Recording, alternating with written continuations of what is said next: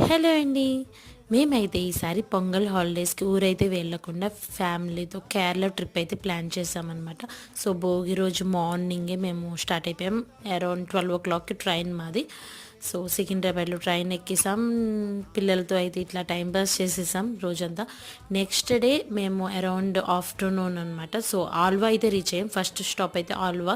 మేము అక్కడే అకామిడేషన్ తీసుకొని హాఫ్ డే ఆల్రెడీ జర్నీలో అయిపోయింది. సో, హాఫ్ డే అయితే మేము ఆ రోజు అత్తిరిపల్లి వాటర్ ఫాల్స్ అయితే ప్లాన్ చేసామనమాట. అదేనండి మన 'బాహుబలి' మూవీ షూటింగ్ కూడా జరిగింది కదా అక్కడ. సో, వెళ్ళే వే అయితే చాలా ఎక్సలెంట్ ఉంది జర్నీ క్యాబ్లో.